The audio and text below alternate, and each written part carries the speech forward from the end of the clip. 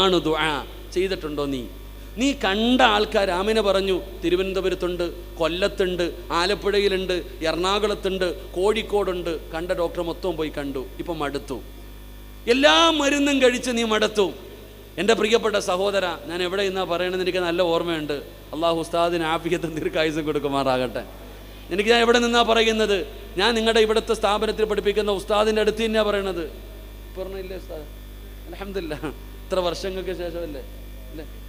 23 കൊല്ലത്തിന് ശേഷമാണ് അല്ല കൊടുത്തത്. എങ്ങനെ? അത് ഖുർആൻ ഓതിയിട്ട് കിട്ടിയടോ, അങ്ങനെ ഞാൻ പറയും. അത് അള്ളാഹുവിൻ്റെ പരിശുദ്ധമായ ഇതാണ് വേണ്ടത്. പ്രതീക്ഷ വിടരുത്. സക്കർ നിങ്ങൾ നോക്കിയേ, കണ്ട മരുന്ന് മൊത്തവും കഴിച്ചു.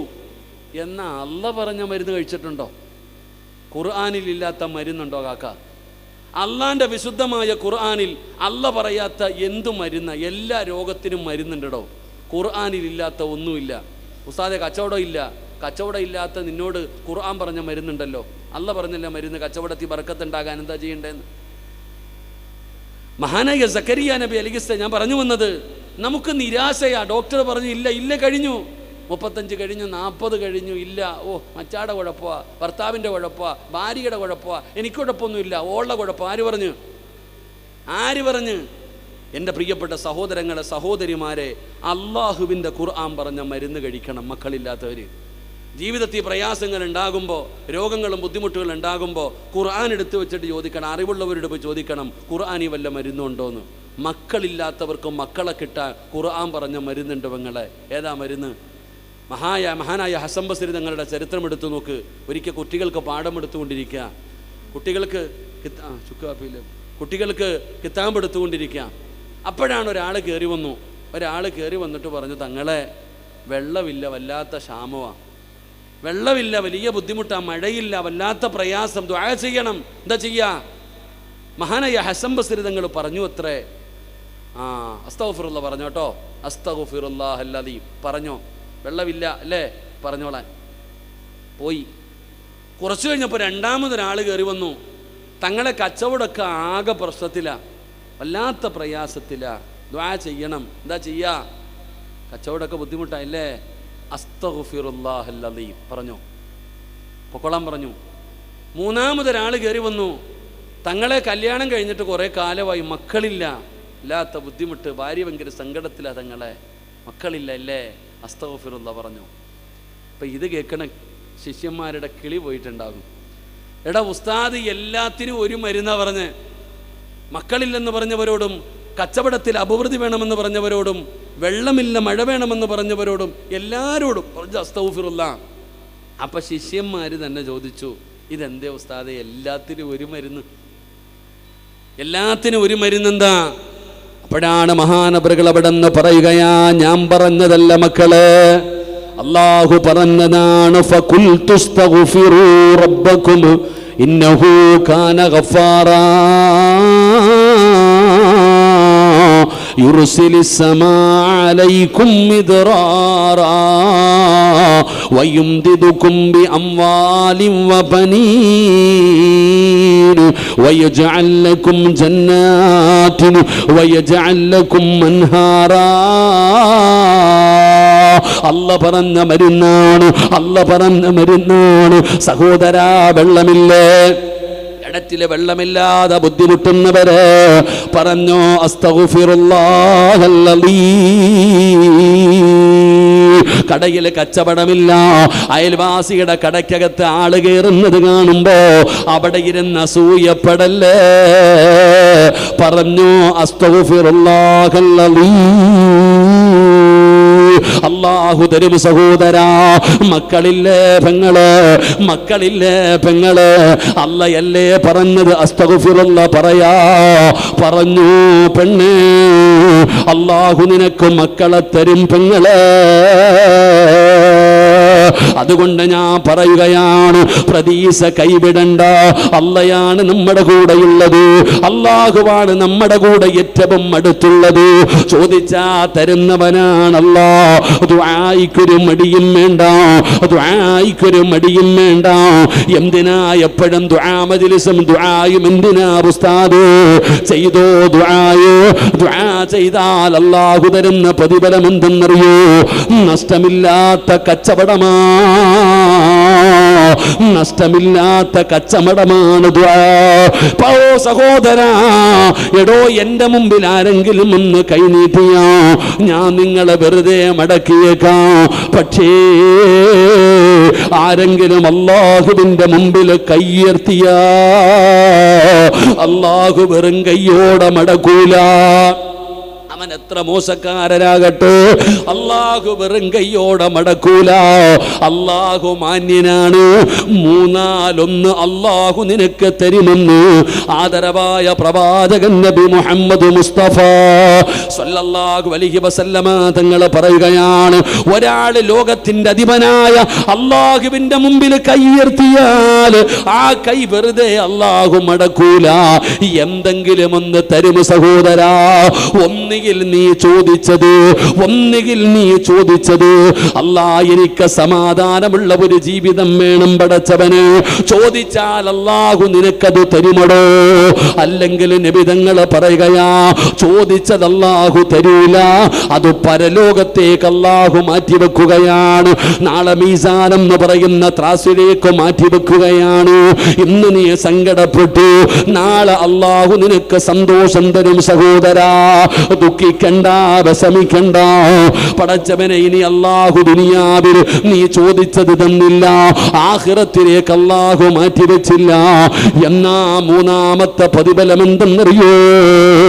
നിനക്ക് വരാനിരിക്കുന്ന ഒരു ശർറ് അല്ലാഹു തട്ടിമാറ്റുമെന്നു നബി മുഹമ്മദ് മുസ്തഫ സല്ലല്ലാഹു. ഒന്നുകിൽ നീ ചോദിച്ചത് തന്നെ അല്ലാഹു തരും, ഇല്ലെങ്കിൽ അല്ലാഹു അത് പരലോകത്തേക്ക് മാറ്റിവെക്കും. നീ ഇത്തിരി വിഷമം കിട്ടിയില്ലല്ലോ, വേണ്ട, നാളെ മീസാൻ എന്ന് പറയുന്ന ത്രാസിൽ നന്മ കൊണ്ടുവന്ന് ഇങ്ങനെ ഇടും. ഇത് ഏതാ അല്ലാ? നീ ദുനിയാവി വെച്ചൊരു ദുആ ചെയ്തില്ലേ, അന്ന് തന്നില്ല, അത് ഇന്ന് തരികയാണ്. അപ്പം മനുഷ്യൻ പറയൂ അത്രേ, ദുനിയാവി വെച്ച് ചെയ്ത ഒരു ദുആയും സ്വീകരിക്കാതിരുന്നാൽ മതിയായിരുന്നു, കാരണം ഇവിടെ കിട്ടുമല്ലോ. അപ്പം ഒന്നീ ദുനിയാവിൽ അല്ലെങ്കിൽ ആഖിറത്തിൽ, ഇല്ലെങ്കിലോ എനിക്കും നിങ്ങൾക്ക് വരാനിരിക്കുന്ന ഒരു ഷർറ് ഈ കാണുന്ന ദുആ കൊണ്ട് അല്ലാഹു തട്ടിമാറ്റി തരും. അല്ലാഹു നമുക്ക് ഈമാൻ തരുമാറാകട്ടെ, അല്ലാഹു നമുക്ക് ഈമാൻ തരുമാറാകട്ടെ. അതുകൊണ്ട് എൻ്റെ പ്രിയപ്പെട്ട സഹോദരങ്ങളെ, മുഅ്മിനീങ്ങളെ, ദുആയിലൊരു മടിയും കാണിക്കരുത്. ദുആ ചെയ്യണം എപ്പോഴും അല്ലാഹുവിനോട്, ഇഖ്ലാസ് ഉണ്ടാകണം, ആത്മാർത്ഥമായി ദുആ ചെയ്യണം. ചുമ്മാ കിടന്നിട്ട് വിളിച്ചു പോയിട്ട് കാര്യമൊന്നുമില്ല. അതിന് ഒരുപാട് മണിക്കൂർ നിലവിളിച്ച് ദുആ ചെയ്യണമെന്നൊന്നുമില്ല. പറയുന്നത് ഒരു വാക്കാണെങ്കിലും അത് അല്ലാഹുവിൽ വിശ്വാസത്തോടു കൂടി പറയണം. ഏതുപോലെ ഒരിക്കൽ ഉമർ ഇബ്നുൽ ഖത്താബ് റളിയല്ലാഹു തആല അൻഹുവിൻ്റെ കാലഘട്ടത്തിൽ ഉമർ തങ്ങൾ രാത്രിയിൽ ഇങ്ങനെ നടന്നു വരുമ്പോൾ ഒരു ചങ്ങാതി ഉമർ തങ്ങളുടെ എതിരെ നടന്നു വരുന്നുണ്ട്. യാദർശികമായി രണ്ടുപേരും കണ്ടുമുട്ടി, രണ്ടുപേരും മുഖാമുഖം കണ്ടു. ഇനിയിപ്പോൾ ഒരു വഴിയില്ല. അപ്പോൾ ഉമർ തങ്ങളുടെ എതിരെ വരുന്നവൻ്റെ കയ്യിൽ 2 കുപ്പി കള്ളിരിക്കുന്നുണ്ട്. കള്ളും പിടിച്ചോണ്ടാ വരുന്നത്. ഇപ്പുറത്ത് വരുന്ന ചങ്ങാതി എന്ന് പറഞ്ഞാൽ റഹ്മാനായ അല്ലാഹ്, വെട്ടുണ്ട് തുണ്ടൻ രണ്ടിൻ്റെ ആളാ. ഖലീഫ ഉമറാണ് വരുന്നത്. ഒരു രക്ഷയില്ല, ഉമർ എങ്ങാണം പിടിച്ച തീർന്നു. ഈ മനുഷ്യൻ്റെ ഏറ്റവും വലിയ സങ്കടം എന്തെന്നറിയോ? ഉമർ തങ്ങൾ വിചാരിച്ചിരിക്കണത് ഈ ചങ്ങാതി നല്ല ചങ്ങാതിയാന്നാ, നല്ലവനാണെന്ന്. കാരണം അങ്ങ് കോലം കൊണ്ടങ്ങനെ ഈ മനുഷ്യന് വല്ലാത്ത സങ്കടമായി. രണ്ടുപേരും മുഖാമുഖം ഇങ്ങനെ നടന്നു വരികയാണ്. ഈ മനുഷ്യൻ കണ്ണടച്ചു പിടിച്ചു. ചരിത്രം പറയുന്നു, ഇദ്ദേഹം കണ്ണടച്ചു പിടിച്ചു. എന്നിട്ട് ആ നടന്നു വരുന്ന വഴിയിൽ അള്ളാഹിനോട് പറഞ്ഞു, പടച്ചോനെ, ഞാൻ ചെയ്യുന്നത് തെറ്റാ അല്ലാ, ഞാൻ സമ്മതിച്ചു, ഞാൻ ചെയ്തത് തെറ്റാ, ഞാൻ സമ്മതിച്ചു. പടച്ച റബ്ബേ, ഇനി ഒരു കാലത്തും ഞാൻ ചെയ്യൂല. അള്ളാഹുവേ, ഇനി മരിക്കണ കാലം വരെ കൈകൊണ്ട് പോലും ഞാൻ ഈ കള്ളു തൊടൂല്ല. അല്ലാ, പടച്ച റബ്ബേ, ഇന്ന് ഉമറിൻ്റെ മുമ്പിൽ നീ എന്നെ രക്ഷപ്പെടുത്തണം. ഒറ്റ കാര്യം പറഞ്ഞുള്ളൂ, ഞാൻ ചെയ്തത് പാപമാ, സമ്മതിച്ചു, ഇനി മരിക്കണ കാലം വരെ ഞാൻ ചെയ്യൂല. പക്ഷെ ഉമറിൻ്റെ മുമ്പിൽ എന്നെ രക്ഷപ്പെടുത്തണം. ഈ മനുഷ്യൻ ഇത് പറഞ്ഞു തീരുന്നതും ഉമർ തങ്ങൾ ചോദിച്ചു, ഹബീബേ, എവിടെ പോയതാ? എന്താ കയ്യിൽ? എവിടെ പോയതാ? എന്താ കയ്യിലിരിക്കണത്? ഈ ചങ്ങാതി കണ്ണ് തുറന്നിട്ട് പറഞ്ഞടോ, എൻ്റെ കയ്യിലിരിക്കുന്നത് സുറുക്കയാ, എൻ്റെ കയ്യിലിരിക്കുന്ന സുറുക്കയാ. ഇങ്ങോട്ടാ ഉമർ തങ്ങളെ കുപ്പി അങ്ങോട്ട് മേടിച്ചു. ആ കള്ളിൻ്റെ കുപ്പി തുറന്നു നോക്കിയപ്പോൾ അത് സുറുക്കയായി മാറിയെന്ന് മഹാനായ നബിയ്യനാ റസൂലുള്ളാഹി. ഇവിടെ നിങ്ങൾ ആലോചിക്കുക, ചരിത്രം പറയുക, നിങ്ങൾ ആ ചരിത്രം വായിച്ചോ, ഹദീസ് കാണാം. എൻ്റെ പ്രിയപ്പെട്ടവർ, ആ സുറുക്ക തുറന്നു നോക്കിയപ്പോൾ ആ കള്ളിൻ്റെ കുപ്പി തുറന്നു നോക്കിയപ്പോൾ അത് സുറുക്കയായി മാറി. ഇത് ഹദീസിൽ കാണാം. ഉംറ നിങ്ങളുടെ ചരിത്രം വായിച്ച് നോക്കുക, നമുക്കിത് കാണാൻ കഴിയും.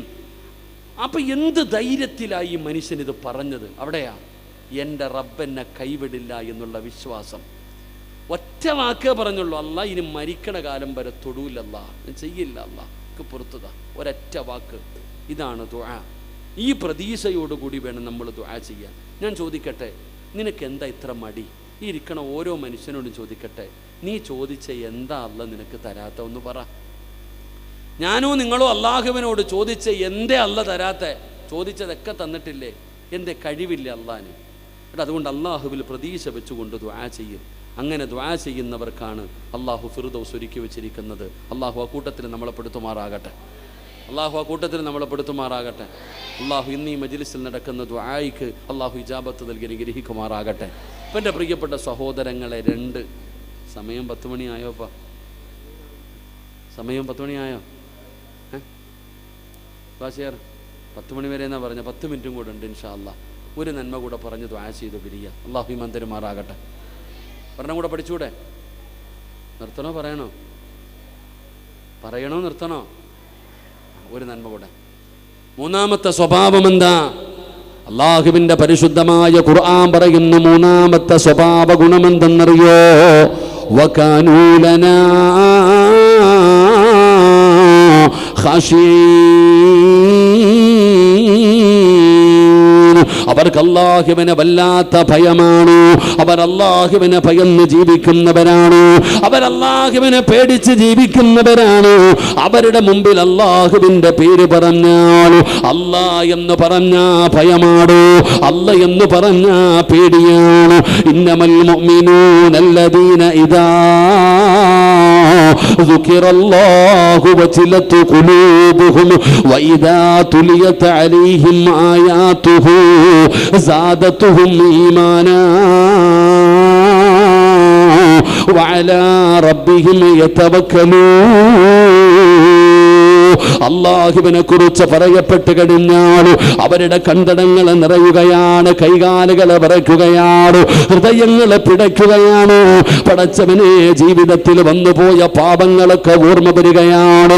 അവനെല്ലാം അല്ലാഹുവിലേക്ക് ഏറ്റുപറഞ്ഞുകൊണ്ട് പശ്ചാത്തപിച്ചുകൊണ്ട് അവനെ തൗബ ചെയ്തുകൊണ്ട് തവക്കലേൽപ്പിച്ച് അവൻ മടങ്ങുമെന്ന് ഖുർആൻ പറയുമ്പോ, സഹോദരാ, ആർക്കാ അല്ലാഹനെ പേടിയുള്ളത്? നമുക്ക് അല്ലാഹനെ പേടിയില്ലടോ. അല്ലാഹനെ കുറിച്ച് നമുക്കറിയില്ലടോ. അല്ലാഹുവിനെ കുറിച്ച് എന്ത് അറിവാണ് നമുക്കുള്ളത്? ഏതെങ്കിലും ഒരു അമുസ്ലിമായ സഹോദരൻ നിന്നോട് ചോദിക്കുകയാ, അല്ലാഹയാരാ? നീ എന്ത് പറഞ്ഞു കൊടുക്കും സഹോദരാ? എന്നെ സൃഷ്ടിച്ചത് അല്ലാഹുവാണ്, ഈ ലോകത്തിന്റെ അധിപൻ അല്ലാഹുവാണ്, ഭക്ഷണം തരുന്നവൻ അല്ലാഹുവാണ്, മരിപ്പിക്കുന്നവൻ അല്ലാഹുവാണ്. ഒരു 5 മിനിറ്റ് കൊണ്ട് പറഞ്ഞു തീർക്കാൻ കഴിയുന്ന അറിവല്ലാതെ എന്തറിവാ അല്ലാഹനെ കുറിച്ച് പറഞ്ഞു കൊടുക്കാനുള്ളത്? പഠിക്കണം സഹോദരാ, അല്ലാഹയാരാണെന്ന്. അല്ലാഹുവിനെ കുറിച്ച് മനസ്സിലാക്കി കഴിഞ്ഞാൽ നമുക്ക് പേടി വരുമടോ. പാപം ചെയ്യാൻ നമുക്ക് പേടിയാ, തെറ്റ് ചെയ്യാൻ നമുക്ക് പേടിയാ. അല്ലാഹു കാണുന്നുണ്ടെന്നുള്ള ഒരു ഓർമ്മ നമുക്ക് കടന്നു വരികയാ. എൻ്റെ പ്രിയപ്പെട്ട സഹോദരങ്ങളോട് പറയുകയാണ്, അല്ലാഹുവിനെ ഭയന്നുകൊണ്ട് ജീവിക്കൂ, ജീവിതത്തിൽ മാറ്റം വരുത്തൂ. ചെറുപ്പക്കാരാ, ഉസ്താദന്മാര് പരിശുദ്ധമായ ഖുർആനിന്റെ ആയത്തുകൾ ഓതിയിട്ട് നിങ്ങളോട് പറഞ്ഞു തരുമ്പോ, പടച്ചവനെ ഉസ്താദേ, ജീവിതം ആസ്വദിക്കാനുള്ളതാണ്, ജീവിതം സുഖിക്കാനുള്ളതാണ്, ഞങ്ങളുടെ ജീവിതത്തിൽ ഒരു മാറ്റമില്ല എന്ന് പറഞ്ഞുകൊണ്ട് നടക്കുന്നവരുണ്ടല്ലോ. സഹോദരാ, ഇല്ല സഹോദരാ, ഈ ജീവിതം ആസ്വദിക്കാനുള്ളതല്ല, അല്ലാഹുവിനെ വഴിപ്പെട്ടുകൊണ്ട് ജീവിക്കുന്നതിന് വേണ്ടിയാ അല്ലാഹ് നമ്മളെ പടച്ചിരിക്കുന്നത്. അതുകൊണ്ട് എൻ്റെ പ്രിയപ്പെട്ടവരോട് പറയുകയാണ്, ദീൻ ദീനനുസരിച്ചു കൊണ്ടുള്ള ഒരു ജീവിതമാണ് നമുക്ക് വേണ്ടത്. അല്ലാഹുവിനെ ഭയന്ന് വേണം ജീവിക്കാൻ. നമ്മുടെ വീടുകൾ ദീനുള്ള വീടാകണം, നമ്മുടെ ഭാര്യ ദീനുള്ള ഭാര്യയാവണം, നമ്മുടെ മക്കള് ദീനുള്ള മക്കളാകണം. അൽഹംദുലില്ലാഹ്, അവിടെയാണ് ഇതുപോലെയുള്ള സ്ഥാപനത്തിന്റെ മഹത്വം മനസ്സിലാകുന്നത്. അല്ലാഹുവേ, ചെറുപ്രായം മുതൽ അല്ലാഹുവിന്റെ പരിശുദ്ധമായ ഖുർആൻ പഠിക്കുന്ന ഹാഫിളീങ്ങളായ മക്കള്, എന്റെ പ്രിയപ്പെട്ട സഹോദരാ, എത്ര ഭാഗ്യമാണ് ഈ മക്കൾ അല്ലാഹുവിന്റെ ഖുർആൻ പഠിച്ചു കഴിഞ്ഞു. അൽഹംദുലില്ലാഹ്, ഒരു കുടുംബം നേരെയാകുകയല്ലേ. ഒരുപാട് മക്കൾ ഇവിടെ പഠിക്കുന്നുണ്ടല്ലോ. പടച്ചവനെ, നാളെ കുടുംബ ജീവിതത്തിലേക്ക് കിടക്കുന്ന ഒരു പൊന്നുമോളുണ്ടല്ലോ. അതാ നബി തങ്ങൾ പറഞ്ഞില്ലേ, ഏത് വിവാഹത്തിന് പോകുമ്പോഴും നമ്മൾ കേൾക്കുന്ന ഒരു ഹദീസാണ്. ഉസ്താദന്മാര് പറയാറുണ്ടല്ലോ, തുൻകഫുൽ മർഅത്തുൽ അർബഇൻ, 4 കാര്യങ്ങൾ എന്ന് പറയുകയാ. സമ്പത്തല്ല, സൗന്ദര്യമല്ല, കുടുംബമഹിമയല്ല, ഫൽഫറു ബിദാത്തി ദീനിനെയാണ് പരിഗണിക്കേണ്ടത്. ഈ യതീംഖാനയിൽ പഠിക്കുന്ന പൊന്നുമോള്, അല്ലാഹുവേ, കോടിക്കണക്കിന് സ്വലാത്തുകൾ പറഞ്ഞ പൊന്നുമോളല്ലേ, അള്ളാന്റെ ഖുർആൻ പഠിച്ച പൊന്നുമോളല്ലേ, അല്ലാഹുവിനെ ഭയന്ന് ജീവിച്ച പൊന്നുമോളല്ലേ. പറയാൻ വലിയ തറവാട്ടിത്തരമൊന്നുമില്ലടോ, കോടാനുകോടി സമ്പത്തില്ലാത്തവളായിരിക്കാം, പക്ഷേ ദീനുണ്ടടോ, ദീനുണ്ടടോ. എന്റെ പ്രിയപ്പെട്ട സഹോദരിമാരോട് പറയുകയാ, നിങ്ങളോടുള്ള വെറുപ്പ് കൊണ്ടല്ല ഉസ്താദന്മാര് വാഴ്ന്നു പറയുമ്പോ പെങ്ങളെ, നിങ്ങളോട് ഒരുപാട് നിങ്ങളുടെ കുറ്റങ്ങൾ പറയുന്നത് നിങ്ങളോടുള്ള വാശി കൊണ്ടല്ല. പെണ്ണെ, നീ രക്ഷപ്പെട്ട, നീ നല്ലവളായ വീട് നന്നായി പൊന്നുമോള്. ഒരു പെണ്ണ് നന്നായാൽ പടച്ചവനെ ആ വീട് നന്നായടോ. വാപ്പ നല്ല മനുഷ്യനാണ്, വാപ്പ നല്ല മനുഷ്യനാണ്, ഭാര്യ നല്ലവളല്ല. വാപ്പ നല്ല മനുഷ്യനാണ്, ഭാര്യ നല്ലവളല്ലെങ്കിൽ മക്കള് തലതിരിഞ്ഞു പോകുമടോ, മക്കള് വഴിപിഴച്ചു പോകുമടോ. പെങ്ങളെ, വെറുതെ പറഞ്ഞതല്ല സഹോദര. ആലിമാകട്ടെ, പണ്ഡിതനാകട്ടെ, ആരുമാകട്ടെ, ഭാര്യ നല്ലവളല്ലെങ്കിലും മക്കള് തലതിരിഞ്ഞു പോകുമടോ. ഞാൻ വെറുതെ പറഞ്ഞതല്ല. 950 വർഷക്കാലം ദഅവത്ത് നടത്തിയ നബിയാ ശൈഖുൽ അംബിയാ നൂഹ് നബി അലൈഹിസ്സലാം. അല്ലാഹുവിന്റെ പ്രവാചകനാണ് നൂഹ് നബി. 950 വർഷക്കാലം ദഅവത്ത് നടത്തിയ നബിയാണ്. ഭാര്യ അല്ലാഹനെ കൊണ്ട് വിശ്വസിച്ചില്ല, ഭാര്യ അല്ലാഹനെ കൊണ്ട് വിശ്വസിച്ചില്ല. തന്റെ പൊന്നാര മകന് തൂഫാൻ എന്ന് പറയുന്ന വെള്ളത്തില്, ആ ജലപ്രളയത്തിൽ മുങ്ങിച്ചാകുമ്പോ, യാ ബുനയ്യാ, നൂഹ് നബി വിളിക്കുന്നു, പൊന്നുമോനെ, ഉപ്പാടെ പൊന്നുമോനെ. ഉപ്പ പറയുന്നത് കേക്കടാ മോനെ, ഈ കപ്പലിലേക്ക് കേറടാ. ഇന്നത്തെ ദിവസം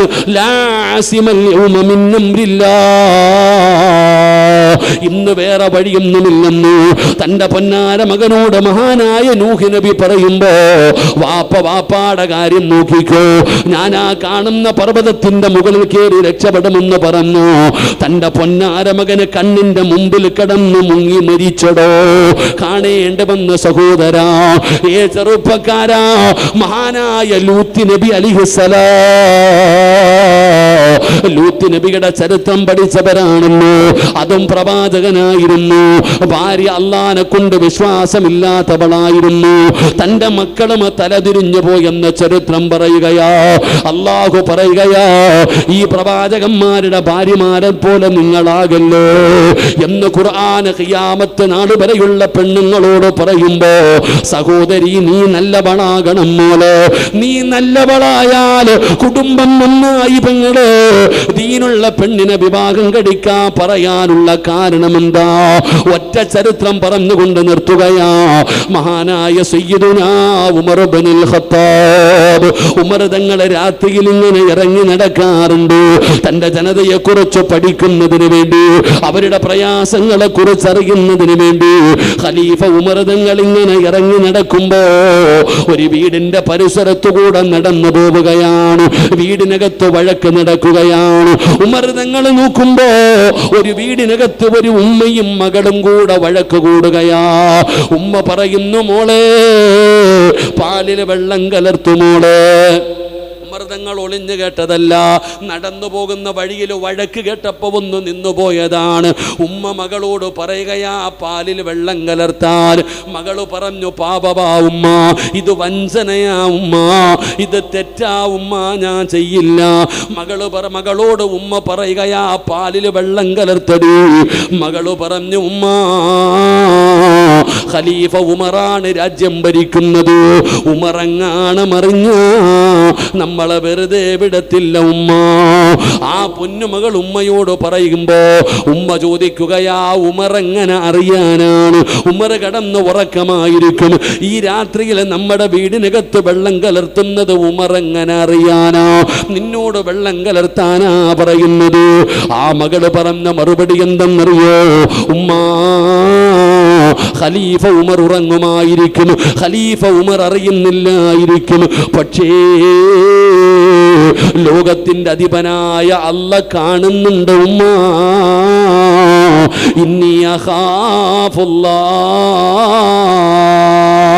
ഉമർ തങ്ങളുടെ കണ്ണ് നിറയുകയാണ്.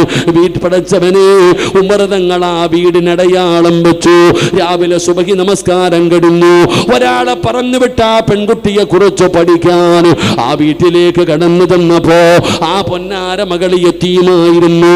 ആ പെൺകുട്ടി യതീമായ ഒരു പൊന്നുമോളാണ്. ഉമ്മ നല്ലവളാണ്, ഉമ്മ പാലിൽ വെള്ളം കലർത്തുന്നവരല്ല. പിന്നെ എന്തിനാണ് കലർത്താൻ പറഞ്ഞതെന്നറിയോ? ആകെ ഉള്ളതൊരു ഒട്ടകമാണ്. ആ ഒട്ടകത്തിന്റെ പാല് കറന്നു കൊടുത്ത് കിട്ടുന്ന പൈസ കൊണ്ടാണ് ആ കുടുംബം കഴിയുന്നത്. ഒരാഴ്ചയായിട്ട് പട്ടിണിയാണ്.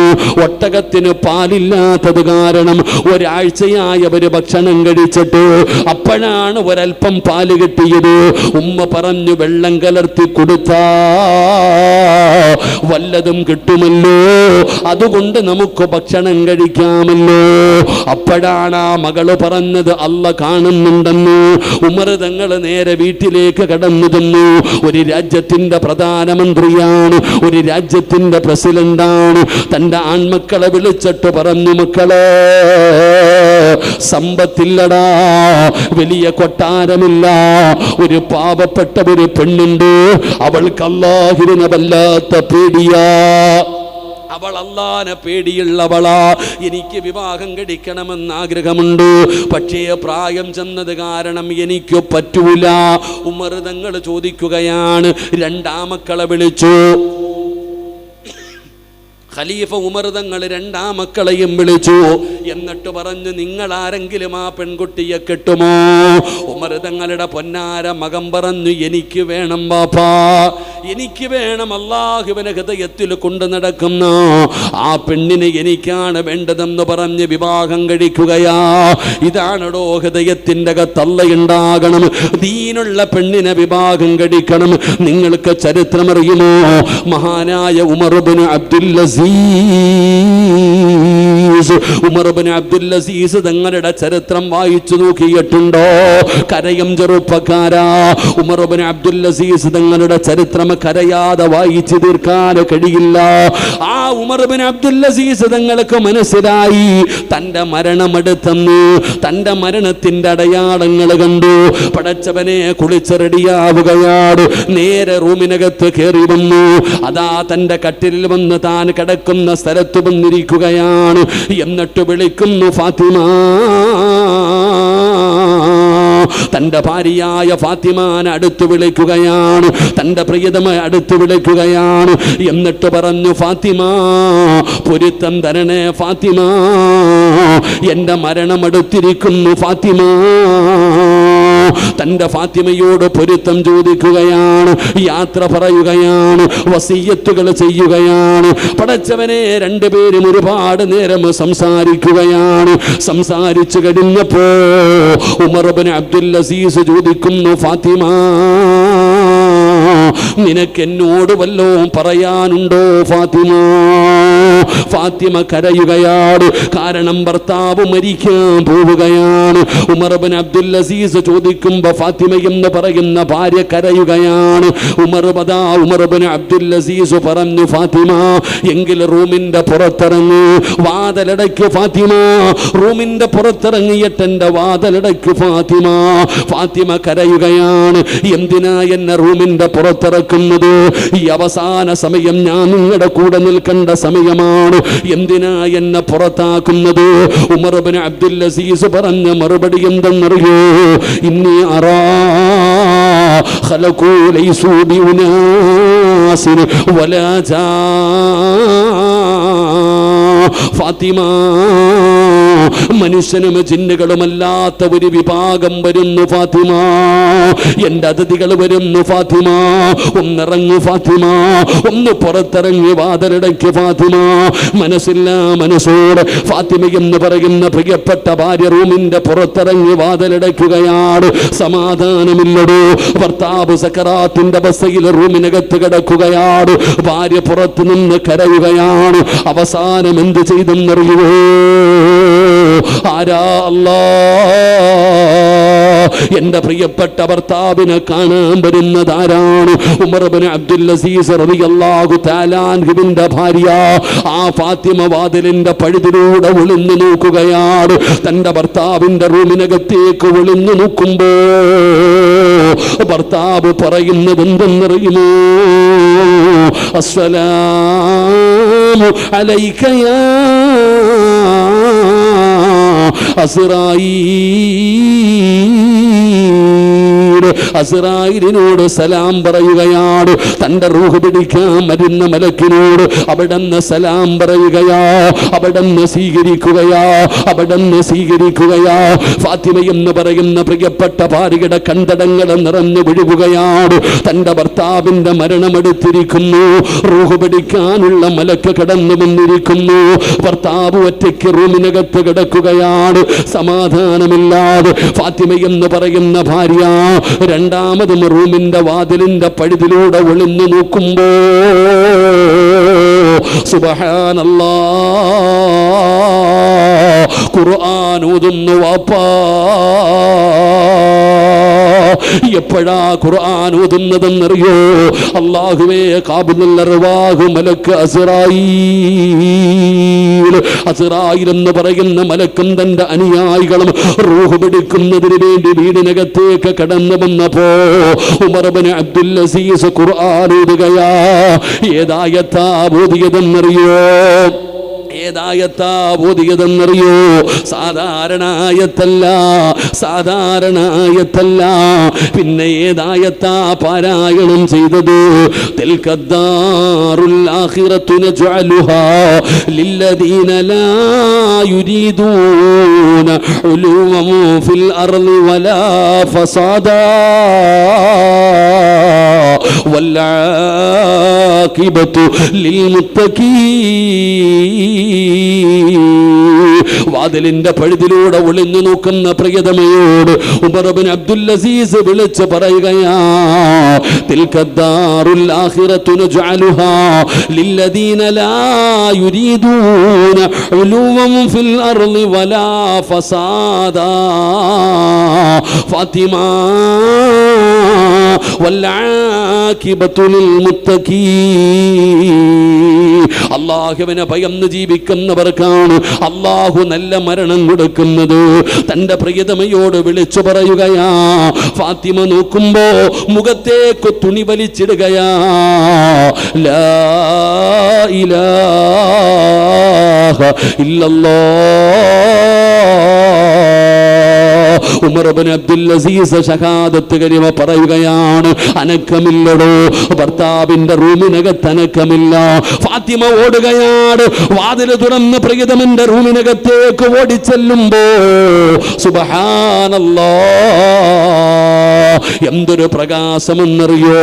ഉമർ ഇബ്നു അബ്ദുൽ അസീസിന്റെ റൂമിനകത്ത് കിടന്നതെന്ന് ആ മുഖത്തിട്ടിരുന്ന തുണിയങ്ങ് മാറ്റുമ്പോ എന്തൊരു പ്രകാശമെന്നറിയോ? പുഞ്ചിരിക്കുന്ന മുഖത്തോടെ ഉമർ ഇബ്നു അബ്ദുൽ അസീസ് മരിച്ചു കിടക്കുകയാണ്. റൂമിനകത്ത് വല്ലാത്ത സുഗന്ധമാണ്, റൂമിനകത്ത് വല്ലാത്ത സുഗന്ധമാണ്. ഫാത്തിമ പോലും ചോദിക്കുന്നു, എന്തൊരു മരണമല്ലാ. നാട് മുഴുവനും അറിയുകയാണ്. ജനങ്ങൾ മുഴുവനും കടന്നു വന്നു. എല്ലാവരും പറയുന്നു, നല്ല മരണമാ, നല്ല മരണമാ, നല്ല മരണമാ. മുഖത്ത് വല്ലാത്ത പ്രകാശമായിരുന്നു. മയ്യത്ത് കുളിപ്പിച്ചവരും കഫം പൊതിഞ്ഞവരും ചുമന്നവരും പറയുകയാ, വല്ലാത്ത സുഗന്ധമാ. വല്ലാത്ത സുഗന്ധമാ. അങ്ങനെ ഉമർ ഇബ്നു അബ്ദുൽ അസീസ് തങ്ങളുടെ ജനാസ ഖബറടക്കി. മയ്യത്ത് നമസ്കാരം കഴിഞ്ഞു. അതാ പള്ളിപ്പറമ്പിൽ കൊണ്ടുപോയി ഖബറിലേക്ക് ഇറക്കി വെച്ചു. ഖബറടക്കം കഴിഞ്ഞപ്പോ ഒരാളും പോകുന്നില്ലടോ. സാധാരണ മയ്യത്തടക്കി കഴിഞ്ഞ ജനങ്ങൾ മുഴുവനും തിരിച്ചു പോകുമല്ലോ, എന്നാൽ ആരും പോകുന്നില്ല. വലിയ ചർച്ചയായി. എല്ലാവരും കൂടി നിൽക്കുകയാണ്. അവര് പറയുന്നു വല്ലാത്ത മരണമാണ്. അസ്റായിലിനോട് സലാം പറഞ്ഞു. വല്ലാത്ത സുഗന്ധമായിരുന്നു. ഷഹാദത്ത് കലിമ പറഞ്ഞു. മരിച്ച വീട്ടിൽ വന്നവർ മുഴുവനും പറയാൻ തുടങ്ങി. അവസാനം എല്ലാവരും കൂടെ ഒരു തീരുമാനമെടുത്തടോ. ഉമർ ഇബ്നു അബ്ദുൽ അസീസിന്റെ വീട്ടിലേക്ക് പോവുകയാണ്. മയ്യത്ത് ഖബറടക്കാമെന്ന ആയിരക്കണക്കിന് പേര് ഉമർ ഇബ്നു അബ്ദുൽ അസീസ് തങ്ങളുടെ വീടിന്റെ മുറ്റത്ത് രണ്ടാമതും പോവുകയാ. അവര് വിളിക്കുന്നു, ഫാത്തിമ നീ സങ്കടത്തിലാണെന്നറിയാം, നീ വേദനയിലാണെന്നറിയാം, ഭർത്താവ് മരിച്ചതിന്റെ പ്രയാസത്തിലാണെന്നറിയാം, നീ ഇരിക്കുകയാണെന്ന് ഞങ്ങൾക്കറിയാം. ഫാത്തിമ സങ്കടപ്പെടുത്താൻ വന്നതല്ല, വേദനിപ്പിക്കാൻ വന്നതല്ല. ഒരേ ഒരു കാര്യം അറിയണം ഫാത്തിമ, ഈ നാട് മുഴുവനും നിന്റെ വീടിന്റെ മുറ്റത്ത് വന്ന് നിൽക്കുന്നത് ഒരേ ഒരു കാര്യം ചോദിക്കാനാണ്, ഒരേ ഒരു കാര്യം അറിയാനാണ്. എന്താണെന്നറിയുമോ?